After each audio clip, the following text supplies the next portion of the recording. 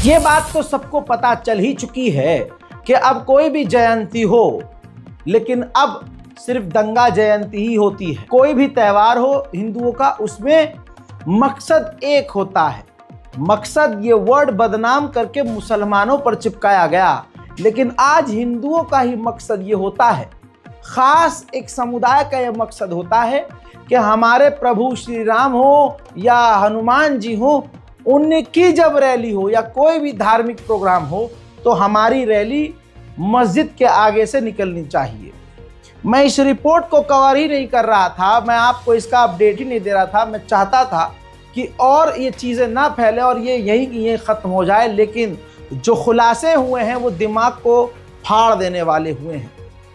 मध्य प्रदेश एक ऐसी जगह है जहां से हिंदू समुदाय सबसे ज़्यादा निकल रहे हैं और जहां उनकी घर की औरतें दूसरे मर्दों के साथ फरार हो रही हैं और लिप्त पाई जा रही हैं, लेकिन पतिदेव रैलियों में व्यस्त रहते हैं। उसी जगह मध्य प्रदेश गुना से 3 दिन पहले एक घटना आती है कि हनुमान जयंती की रैली निकालते हुए ये भीड़ एज यूजुअल दिमाग में क्या षड्यंत्र लेकर निकली है, ये तमाम दुनिया अब समझ रही है कि ये रैली निकाली जाती है गुना में ज़बरदस्ती और बिना परमिशन के। तवज्जो है, बिना परमिशन के, और जानबूझकर उस गली में इस रैली को उस वक्त ले जाया गया जिस वक्त मस्जिद में नमाज हो रही थी, और जानबूझकर मस्जिद के आगे ले जाकर रैली को रोका गया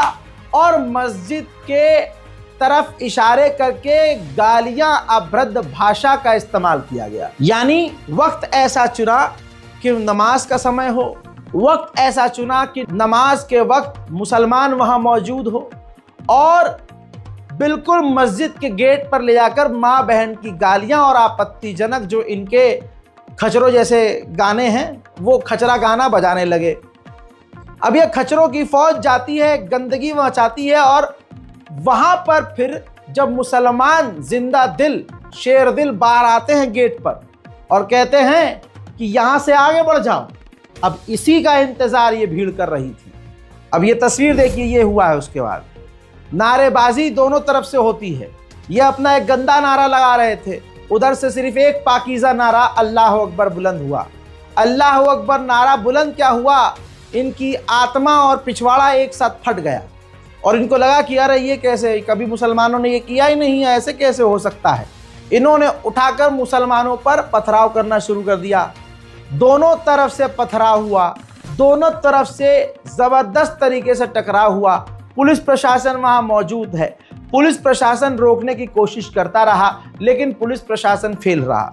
लेकिन वहाँ जो इंस्पेक्टर थे, अधिकारी थे, संजीव कुमार सिन्हा, इस मामले को तुरंत समझ गए कि ये मामला किस तरह से भड़काया जा रहा है। सिन्हा ने अपने बल का प्रयोग किया और लाठी चार्ज करके ये जो नचनिया भीड़ गई थी इनको तितर बितर किया और मुसलमानों के भी पिछवाड़े पर लाठियां बरसाई, जिसके बाद मामला वहां शांत हुआ। अब यहां से दौर शुरू हुआ गिरफ्तारी का, यहां से दौर शुरू हुआ कि अब बताओ गलती किसकी, गुनाह में गुनहगार कौन। तो दोस्तों, पहला बयान जो अधिकारी का आया उसमें अधिकारी ने क्लियर कर दिया, जो आपने देखा ये वीडियो। अब अधिकारी ने क्लियर किया कि इस जुलूस की परमिशन नहीं थी, डीजे की परमिशन नहीं थी, जानबूझकर मस्जिद के सामने ये जुलूस रोका गया और आपत्तिजनक गाने और भाषा का इस्तेमाल किया गया। सुन लीजिए। दो पक्ष में विवाद हुआ, कर्नीगंज जुलूस को निकालने के लिए पथराव भी किया गया सर, तो क्या जानकारी प्रथम दृष्टया क्या लग रहा? वो जुलूस वहाँ से निकल रहा था जिसकी कोई परमिशन नहीं ली गई। मेरी एसडीएम मैडम से बात हुई थी, उसकी परमिशन न ली गई और ज़बरदस्ती वहाँ से निकाला जा रहा था और एक खास समुदाय के धार्मिक स्थल के पास रोक करके नारेबाजी की गई, जिससे दोनों पक्ष के बीच में विवाद की स्थिति निर्मित हो गई।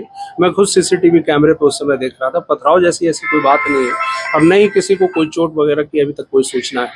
दोनों पक्ष के जो भी है व्यक्ति हैं, जो प्रभुत्व रखने वाले व्यक्ति हैं, उनसे बात की गई है। अभी टोटल शांति है और लॉ एंड ऑर्डर कंट्रोल में है। सर फिलहाल FIR के लिए अभी इनसे बात कर रहे हैं हम। अभी जैसा कि आप देख रहे हैं, आप स्वयं थाने में हैं, बात करके चीज़ों को पहले असर्टेन कर लें कि क्या घटना है, घटना के पीछे क्या कारण है, उसके बाद ही कोई विधिक कार्रवाई की जाएगी। सुन लिया आपने, मामला बहुत क्लियर है। अब जरा इस वीडियो को देखिए, ये और क्लियर वीडियो है जिसमें अच्छी क्वालिटी की वीडियो आपको नजर आ रही है, जिसमें आप चेहरे साफ देख सकते हैं। मस्जिद के दहलीज पर जो मुसलमान खड़े हैं वो कितने शांत और कितने मोहब्बत से नारे का जवाब नारे से दे रहे हैं।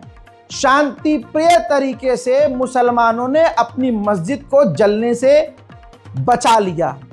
आतंकवादी संगठन का पूरा प्लान था कि मस्जिद को तबाह कर देंगे, लेकिन चंद मुसलमानों ने शांति प्रिय तरीके से प्रदर्शन करके अपनी मस्जिद को आग से बचा लिया।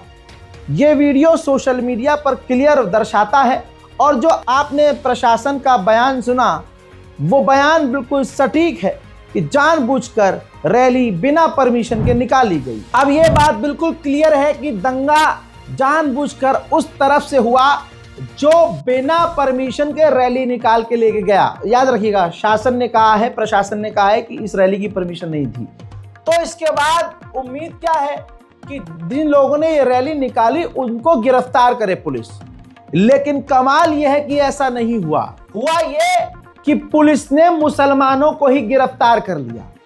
हत्ता कि महिलाओं से, मुस्लिम लड़कियों से, औरतों से बदतमीजी पुलिस प्रशासन ने की और मर्दों को गिरफ्तार किया। मतलब मुसलमान शांति से मस्जिद में नमाज पढ़े और कुत्तों का झुंड आकर हमला कर दे, और फिर जंगली कुत्तों को पकड़ने के बजाय मुसलमानों को ही पुलिस पकड़ रही है। ये एक कड़वी सच्चाई है। एक महिला का बयान सुना रहा हूं, दर्द समझने की कोशिश कीजिएगा, दिमाग में याद रखिएगा। बिना परमिशन की रैली थी, कार्रवाई हिंदू समुदाय पर नहीं मुस्लिम समुदाय पे हो रही है। बताएं आप।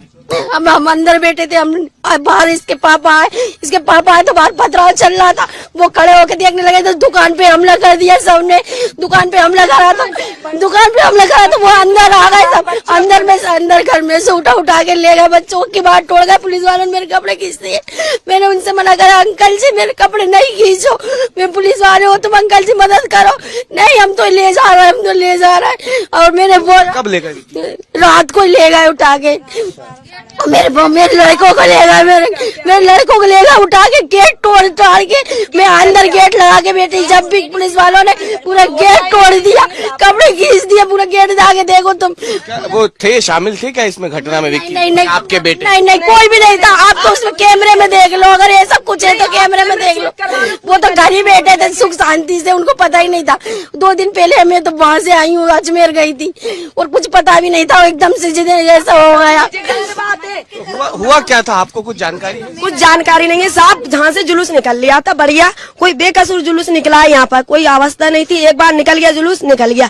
उनने मस्जिद है अपनी, मस्जिद के आगे इन लोगों ने जय सिया राम, मुसलमान भाई थे, वो कह रहे थे आप थोड़ा आगे बढ़ा लो, इसमें सिया राम मत करो। तो कोई ने उसके अंदर से पत्थर फाकी करी, मुसलमान टोपी लगाए थे, सब लोगों ने फेंका। आप कैमरे चेक करवा लीजिए, उसमें कोई नहीं। सब होटल है, अपनी दुकान है, आगे वो बट्टियां तोड़ दी, सब उसमें मौजूद है। मोबाइलों पे वीडियो है हमारे पास, तो हम तो वीडियो बताएंगे। हम लेडीज और घरों में से बच्चों की गिरबान पकड़ के, गर्दनें पकड़ के मार के ले गए साहब। मेरे घर में मेरे शोर नहीं है, इनके घर में इनके शोर नहीं, बहुत सारी लेडीज हैं, हम तो घर में सब लोग। ऐसी गलत पता चला अभी तक कहाँ ले गए हैं विक्की को? प्लानिंग ये थी, और हिंदुओं की प्लानिंग यही आगे रहेगी कि परमिशन के बिना रैली मुसलमानों के मस्जिदों के आगे ले जाओ, डीजे से उनके माँ बहन को गालियां बकवाओ और आपत्तिजनक नारे।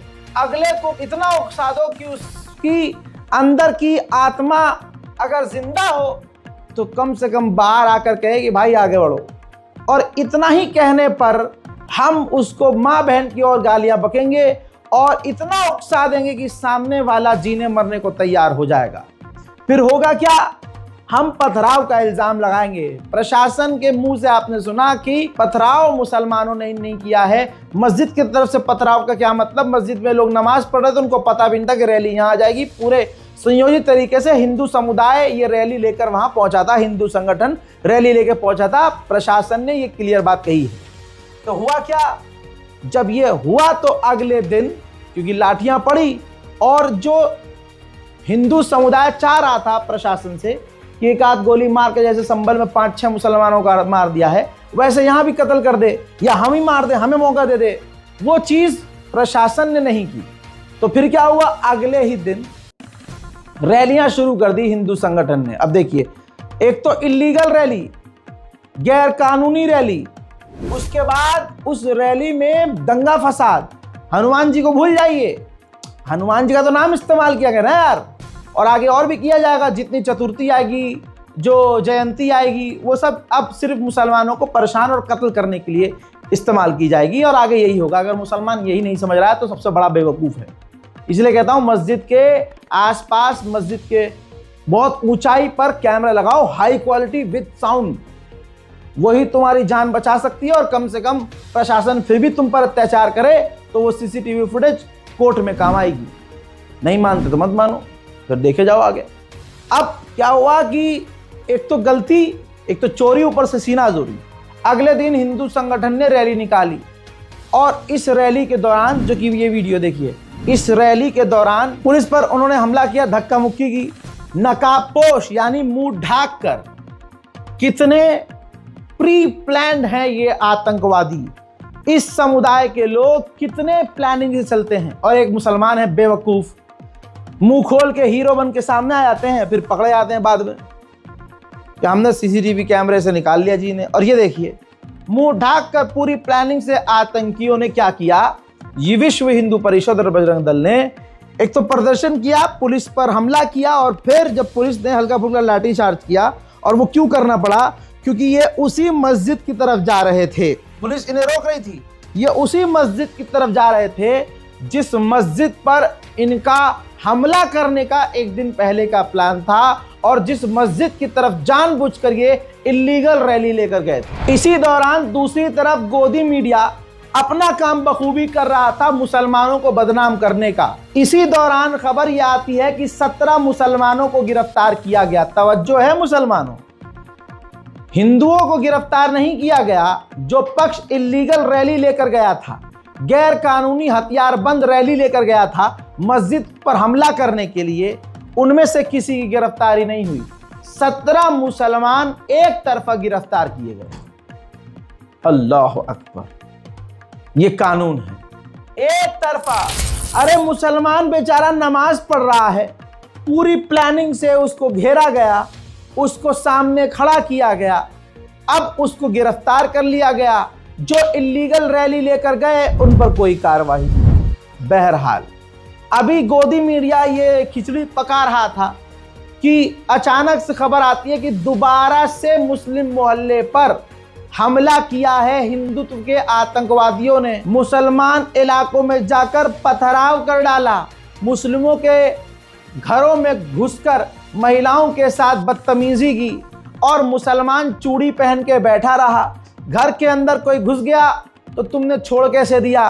गैर कानूनी है, कोई घर के अंदर घुस नहीं सकता। घर के अंदर अगर आ गया तो फिर आप चूड़ी पहन के बैठे थे क्या? बहरहाल प्रशासन, शासन और गोदी मीडिया नहीं मानता, लेकिन वहां पर वही चीज काम आई जो 5 साल से मैं समझा रहा हूं, सीसीटीवी कैमरा। अब मोदी जी कहते हैं कि कपड़ों से हमलावर पहचाने जाते हैं। उम्मीद है कि मोदी जी की आंखों में कोई मोतियाबिंद नहीं होगा और यहाँ पर भगवाधारी आतंकवादी उन्हें साफ तौर से नजर आएंगे।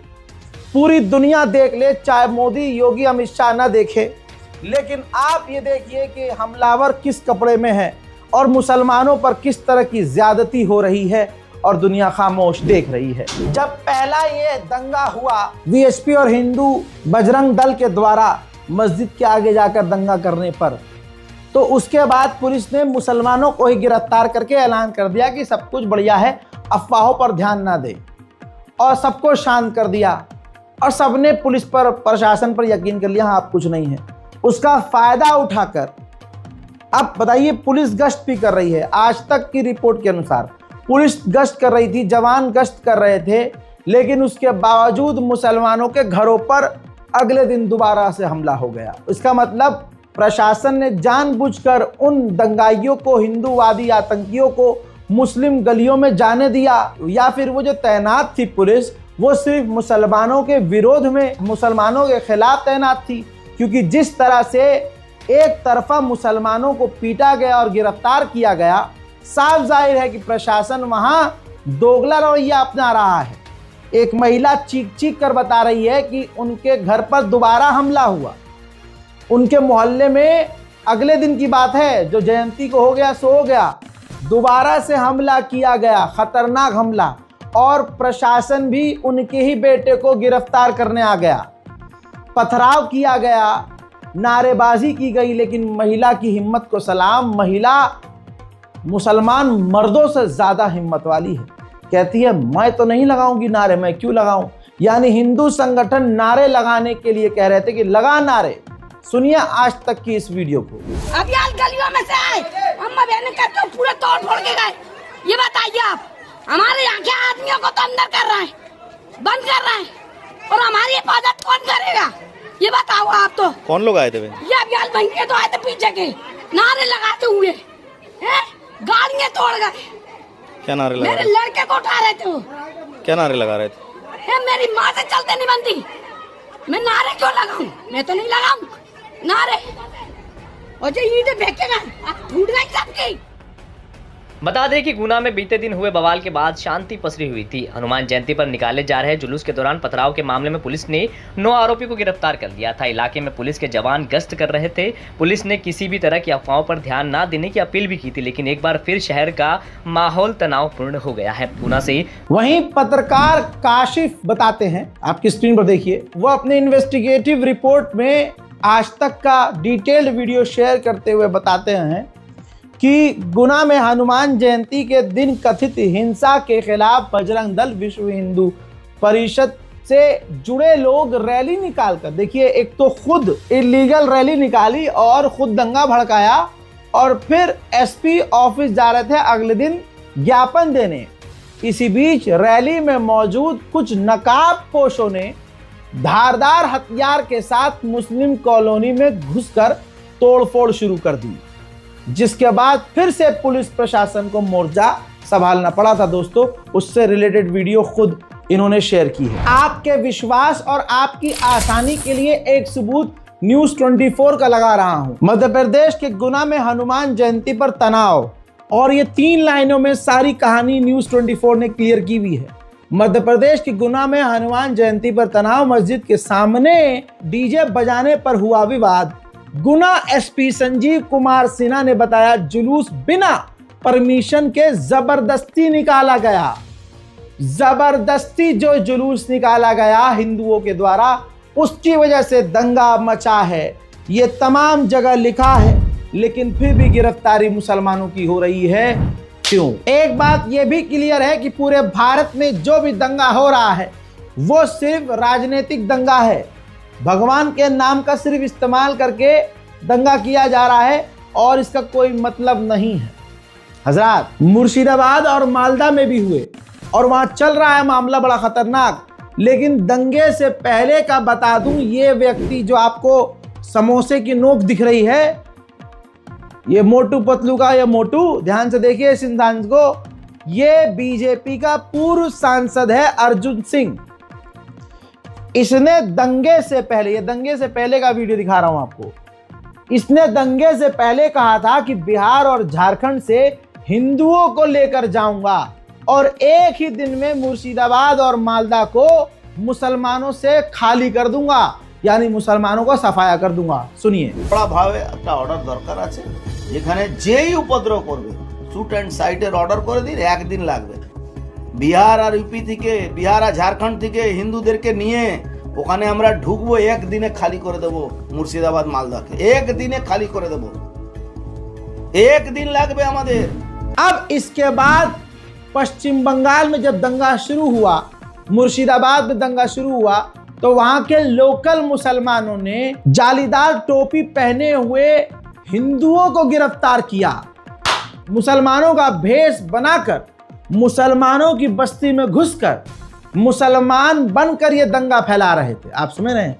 बीजेपी, मोदी जी के चहेते, योगी जी के कार्यकर्ता ये काम कर रहे हैं कि अब टोपी लगाकर मुसलमानों की छवि खराब कर रहे हैं।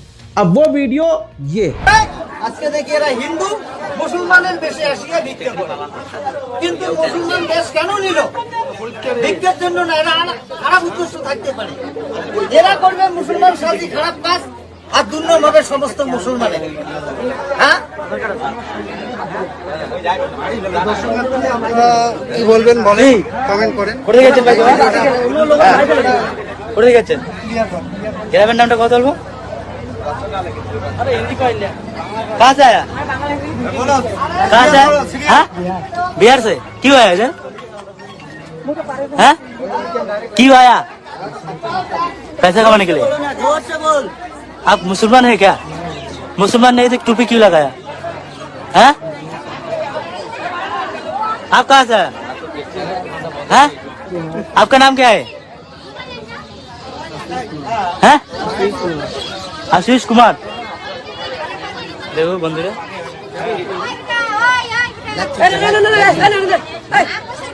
দেখুন এরকম অবস্থা দেশের, আমাদের ওয়েস্ট বেঙ্গলে এরকম অবস্থা। বল ভাই কি হয়েছে এখানে একটু?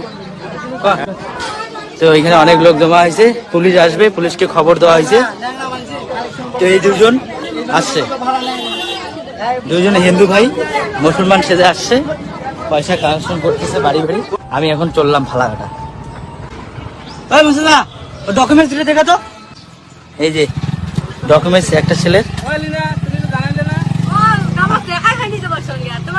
আর একটা ছেলে ডকুমেন্টস করে, একটা डॉक्यूमेंट्स कोड है। ये बात तो क्लियर हो गई है कि गुनाह में गुनाह किसका है। गुनाह का गुनाहगार विश्व हिंदू परिषद, बजरंग दल, हिंदू संगठन और प्रशासन है, जो बेचारे मासूम और मजलूम मुसलमानों को एक तरफा गिरफ्तार करके बता रहे हैं कि ईमानदार कितनी है पुलिस। दूसरी तरफ मुर्शिदाबाद और दूसरे इलाकों में ये मैंने साबित कर दिया कि दंगा फैलाने वाला कौन है, सबूत के साथ। अब मैं आपको ये भी बता दूं, मध्य प्रदेश के पन्ना इलाके में जो ये बात कह रहे थे गद्दार मुसलमान, कह रहे ये जो वक्फ कानून जो चेंज हुआ इसमें फायदा होगा। जो मुल्ले मौलवी आपको बता रहे थे टीवी पे बैठकर कौकब जैसे कौवे, मैं बता दूं आपको वो खुद धोखेबाज हैं कौम के, खुद ज़मीनें हड़प कर बैठे हैं, ज़मीनें हड़प कर बैठे हैं और बस सरकार का इसलिए साथ दे रहे हैं कि हमने जो कब्ज़ा करके जो ज़मीन बनाई है, ज़मीन पर कब्ज़ा किया है, सरकारी ज़मीन पर कब्ज़ा किया है और उस पर मैंने मदरसा बना लिया है। कौकब काले अमामे वाला जानवर, मुंह से अल्लाह की कसम वो लगता नहीं मौलवी, लिबास उसने ऐसा पहन रखा है कि लोग क्या मौलवी है। कौकब नाम देखिए, कौकब। तो दोस्तों ऐसे मौलवी और बहुत सारे ऐसे मुसलमान नुमा दिखने वाले मुसलमान बार बार ये साबित कर रहे नहीं इसमें कोई खतरा नहीं है, ये भड़काया जा रहा है, ये किया जा रहा है, वो किया जा रहा है। भाई मैं अगर कौकब साहब का आपको इतिहास बताऊंगा ना, दिमाग नाच जाएगा आपका। स्पेशल रिपोर्ट करेंगे, डोंट वरी। लेकिन अभी बात करते हैं मुद्दे की। आपकी स्क्रीन पर देखिए, जहां ये कह रहे थे लोग कि नहीं नहीं ऐसा कुछ नहीं होगा, अरे भाई ये हिंदू संगठन के दबाव में बिल पास हुआ है हिंदुओं को खुश करने के लिए, तो होगा क्या? 20 साल पुराने मदरसे पर बिल्डोजर चला दिया गया है। अल्लाह अकबर। मध्य प्रदेश के पन्ना में पहला सबसे बड़ा एक्शन, अवैध बताकर मदरसे को गिरा दिया गया। मदरसे के जो तलबा हैं वो अपने आंखों के सामने मस्जिद को टूटते हुए, मदरसे को टूटते हुए देखते रहे, लेकिन कोई मुसलमान इसे बचा ना सका। क्या हो गया है मुसलमानों को? हम में खुद में इतनी गद्दारी है। एक तो हम में जो गद्दार निकलता है हम उसका विरोध नहीं करते हैं, कि हमारे में हिम्मत नहीं, हमारी औकात नहीं होती कि उसको जाकर कहें कि तूने ये टीवी चैनल पर ये बोल कैसे दिया, तूने ये स्टेटमेंट दिया कैसे कि वक्फ बोर्ड किसी के लिए खतरनाक नहीं है, मुसलमानों के लिए ज़मीनें छीनना शुरू हो चुकी हैं। इस तस्वीर का क्या जवाब दोगे तुम? अवैध 20 साल बाद पता चला तुम्हें अवैध है, अब पता चला तुम्हें अवैध है। अरे डॉक्यूमेंट फर्जी हैं, डॉक्यूमेंट सही नहीं है, उर्दू में है। अरे ये तो कागज सही नहीं है, कागज मिट रहा है, अरे एक कागज कम है।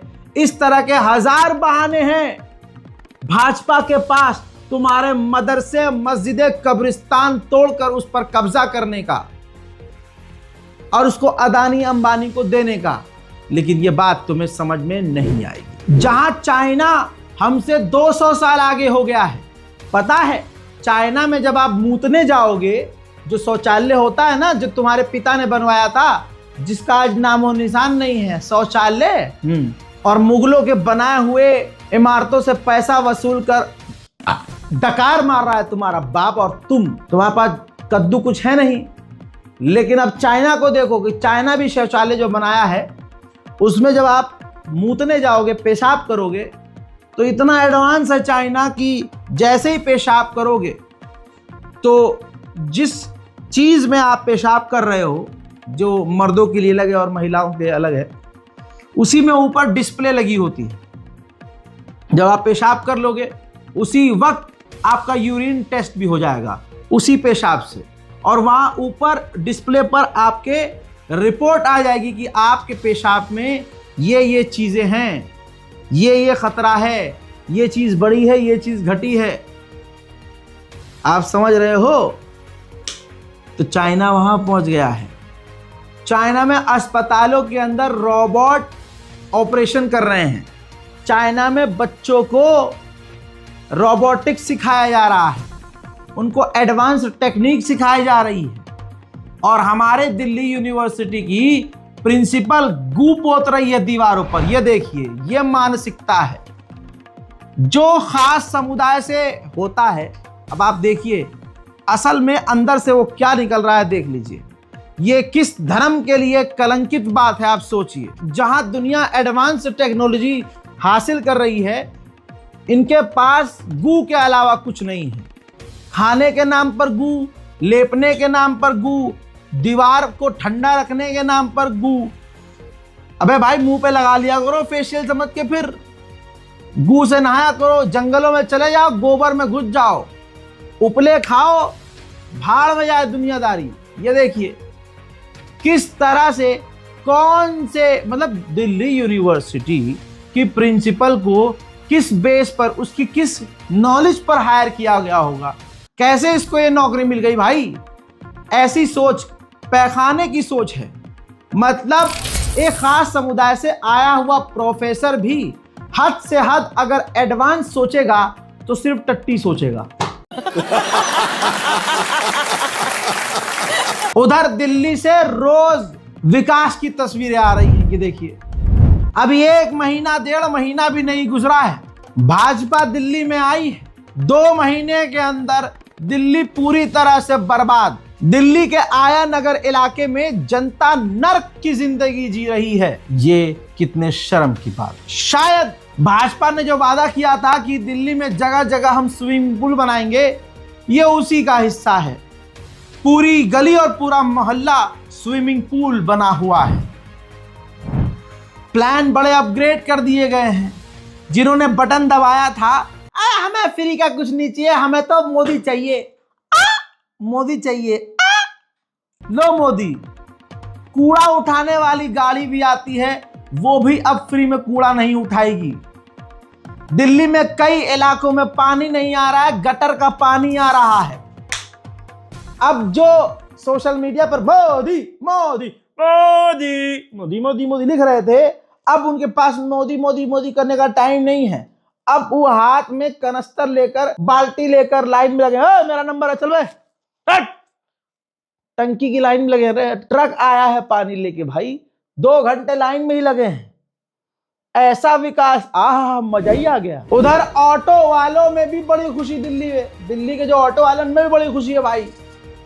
ऑटो वाले भी एकदम से धोखेबाज हो गए थे कि केजरीवाल को वोट नहीं दिया ऑटो वालों ने, और गरिया कर उसे चंद रुपये में बिक कर भाजपा को वोट दे दिया, 1000 रुपए में। अब मिला क्या उन्हें, जैसे ही भाजपा आई 350 रुपए का स्टिकर चिपकाया, चलो भाई सारे ऑटो वालों को 350 का स्टिकर। पेनल्टी डेली की आपकी 50 रुपए बढ़ गई। अब जितने दिए थे उससे ज्यादा लेने की प्रक्रिया ऑटो वालों से शुरू कर दी। कितने खुश हैं ऑटो वाले, देखिए आप भी देखिए। आते ही बीजेपी ने 300 का ये लगाया, 350 रुपए का। हाँ, फिटनेस नहीं है ये। एक कोई जब ये है हमारे पास तो इसका क्या जरूरत था। ये 300 रुपए 350 का, 350 का सबसे पहला चोट तो यही है। इस पर कब आने के बाद हो, हमारी गाड़ी पास हुई आने के बाद, फिटनेस तो अलग है। गाड़ी पास होने में 300 जब तक ये लगेगा नहीं गाड़ी पास होगा नहीं। और पहले 20 रुपया था एक दिन का लेट, आज 50 रुपया एक दिन का लेट है। लेट फीस है। तो केजरीवाल के टाइम पे आपको सुविधाएं ज्यादा थी? हमारे केजरीवाल के टाइम में कोई फीस नहीं था, कोई लेट फीस नहीं था, कुछ भी नहीं था। ये 300 ऊपर से आया बीजेपी के टाइम में, जबकि नहीं आना चाहिए। हम लोग सपोर्टर है बीजेपी के, लेकिन फिर भी ये हाल है हमारे साथ। मतलब आप बीजेपी के होकर बीजेपी के सपोर्टर? हाँ, वोट भी डालते हैं, हम नहीं हमारे खानदान तक डालते हैं, सबने डालते हैं, फिर भी आपको नुकसान? हमारे नहीं, हमारे पूरे ऑटो भाइयों का नुकसान हुआ। ये जब तक लगेगा नहीं, पास होगा नहीं, क्या लग रहा है, क्या जरूरत है? ठीक है, अब आपको ऐसा महसूस हो रहा है कि भाई गलती कर दी है? तो केजरीवाल गलती तो नहीं, हम तो भाई बीजेपी को आते तो भी, इनका ना आते तो भी। हाँ भाई, जो है उसका कोई दिक्कत नहीं, लेकिन औरों के लिए तो दिक्कत है ना, इसका क्या जरूरत है? अच्छा, तो आपको लग रहा है बीजेपी गलत कर दिया? हाँ, ये चीज गलत है। हाँ, बहुत हिम्मत से काम लो, देश के विकास में आपका हाथ है भाई। दिल्ली वालों, भाजपा लाए हो, अब तुमने शेर पाला है तो थोड़ा कर लो बर्दाश्त। मैं तो कह रहा हूं फ्री बिजली यूनिट खत्म करे भाजपा, जो है फ्री जो दिल्ली में बिजली मिलती है बंद करे, फ्री पानी बंद करे, पेट्रोल 2000 रुपये कर दे। हाँ, जो मांग करते थे पेट्रोल 2000 रुपया कर दो, हम पे फर्क नहीं पड़ेगा। उनका हाल पता है क्या हो गया है, पागल हो गए। और भक्तों का हाल ये है, देखिए। तो हमने अपनी गाड़ी साइड में लगा ली है, क्योंकि सामने से एक्सप्रेस चली आ रही है। देख लो आप, एक्सप्रेस चली आ रही है, सीधी जाएगी डीजल भरान। कहाँ डीजल भरान जा रहेगा? डीजल भराने के लिए गाड़ी जा रही है। अभी शाम के टाइम पे निकल जाती है ये बाई रोड। हम तो अपनी गाड़ी लगा लेते हैं साइड में। चलो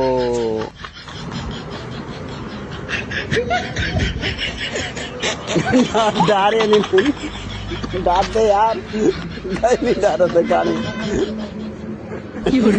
चलो डारे नहीं तो लोग विजय नहीं कहूँ, गाड़ी में डलवाए डीजल लोकल डालता हुआ कि मैं बुक डारा नहीं, पेट्रोल हाई स्पीड से डलवाए चाह रहा हूँ। हाई स्पीड डाल दे यार भाई ने, हाई स्पीड डालो प्रीमियम वालों।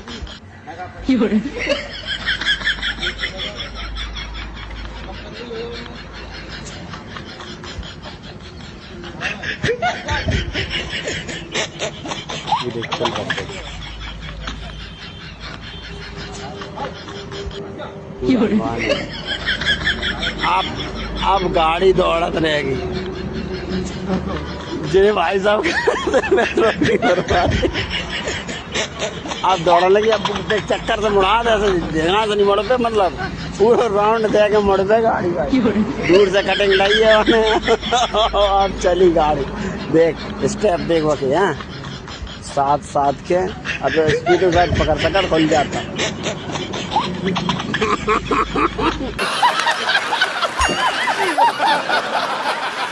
चलिए आइए अब मुद्दे की बात करते हैं। वक्फ बोर्ड अमेंडमेंट बिल के खिलाफ मुसलमान जहां शांतिपूर्वक प्रदर्शन कर रहे थे, वहां आप ध्यान से देखिए, इस तस्वीर को देखिए, ये आतंकवादियों का चेहरा पहचानिए, रंग देखिए, हैवानियत देखिए, हथियार देखिए।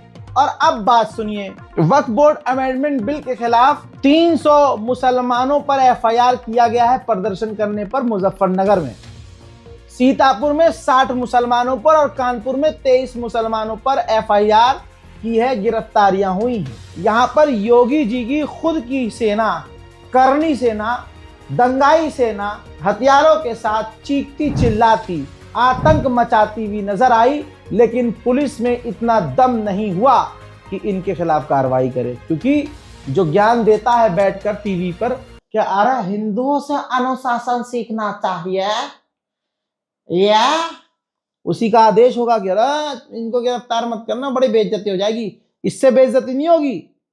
बहरहाल गर्मी बहुत है भाई, फेंटा बड़ा पसंद है मुझे, आओ आगे बढ़ते हैं। कमाल यह है, पूरे हिंदुस्तान में बेरोजगार हिंदुओं के पास अब काम धंधा में कुछ नहीं है भाई। अब वो बेरोजगार है, घर में करेगा, मन नहीं लग रहा, चलो चौधरी साहब नारे लगाने चल रहे, आओ। अरे दीदी तुम भी फ्री हो क्या? आओ हम भी चल रहे हैं। कोलकाता में कोई शिकार नहीं मिला तो हैवान शिकारियों ने पब्लिक जो बस है उसको, पैसेंजर बस को रास्ते में रोक लिया।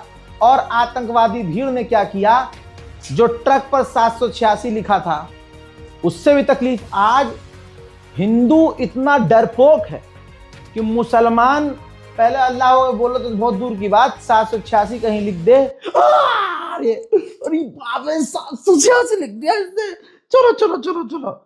अब वहां जाकर फिर क्या करना शुरू कर दिया, भारत में अगर रहना होगा तो अलाना फलाना कहना होगा, अलाना फलाना कहना होगा। अब ये देखिए इनके ड्रामे।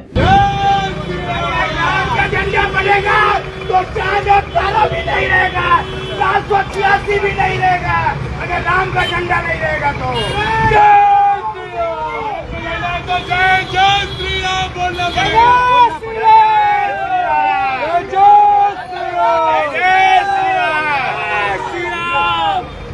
भारत में रहना तो जय श्री राम कहना होगा। जय जय श्री राम।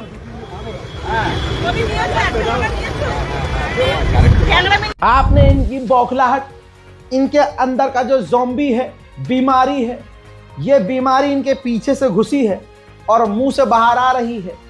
आप देख रहे हैं काम धंधा कुछ नहीं है, और जो बेचारे काम धंधा कर भी रहे हैं उनके अंदर भी ज़ॉम्बी, ये बीमारी फैल चुकी है।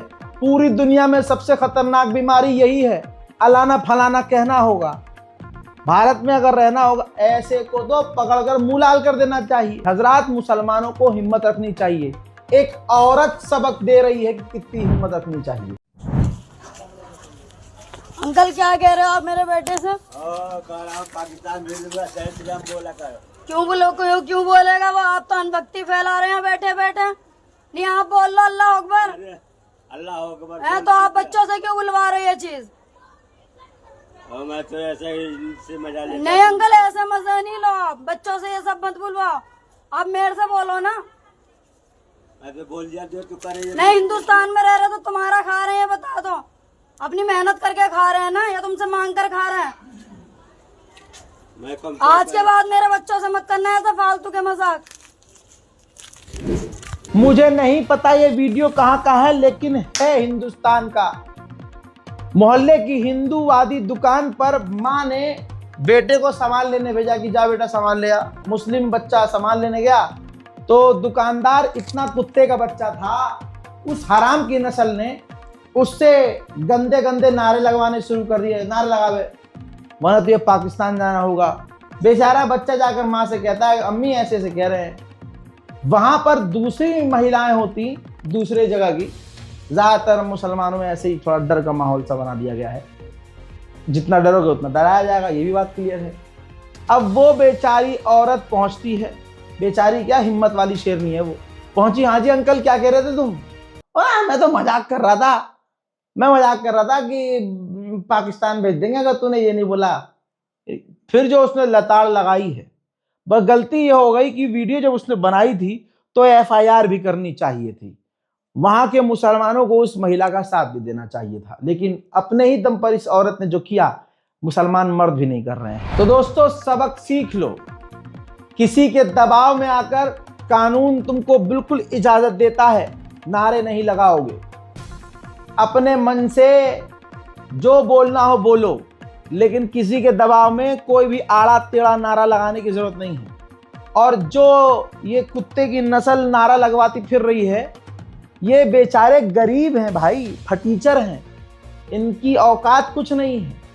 ये इसी में खुश है कि फलाने ने नारा लगा दिया, लेकिन इनको यही नहीं पता कि धर्म, मजहब, ईमान दिल का हिस्सा है। किसी के मुंह को पकड़ कर तुम जबरदस्ती नारा तो लगवा दोगे, लेकिन यहाँ तो ईमान और मजबूत हो जाएगा। मैं कह रहा हूँ ना, इन रैलीबाजों का ये जो नारे लगा रहे हैं, इनके भी मजहब से कोई लेना देना नहीं है भाई। इनकी रैलियां बहुत एडवांस हो गई। मेरा मन कर गया एक वीडियो देखकर काश मैं भी चला जाता, बड़ा ही मजा आता भाई। अब ये डीजे के साथ साथ अपनी माँ और बहनों को भी उस रैली में हा भगवान श्री राम का नाम लेकर, हनुमान जी का नाम लेकर दोनों को बदनाम कर रहे हैं। कैसे इस वीडियो को वाह, मजा आ गया भाई। ये कहाँ का वीडियो है यार? मेरा हिंदू कोई भाई बता दे, मैं जरूर जाना चाहूंगा यार। मैं तो कहूंगा भाई चलो, बड़ा ही मजा आएगा यार। देखो सही, ये देखो भाई, वाह। मतलब रैली में अब लोग शामिल नहीं होना चाह रहे होंगे तो अब अपनी बहनों का नचाना शुरू कर दिया हो। बहनें इनकी ओए होए, वाह। जल्दी जल्दी चलो भाई, ऐसी रैलियां करो, ऐसी ऐसी रैलियों से दिक्कत नहीं है भाई, एंटरटेनमेंट है भाई। बहुत बढ़िया, इससे भगवान खुश होंगे। वाह, मजा आ गया। एडवांस रैलियां हो गई हैं। दुर्गा बनूंगी, काली बनूंगी, ना बुरखे वाली बनूंगी का नारा देते हुए इनकी महिलाएं भी नाच रही होती हैं, ये तलवार लेके ये। अब वो ऐसा नारा लगाने वाली देवियां आपस में ही एक दूसरे पर तलवार चला रही हैं। मजा लीजिए।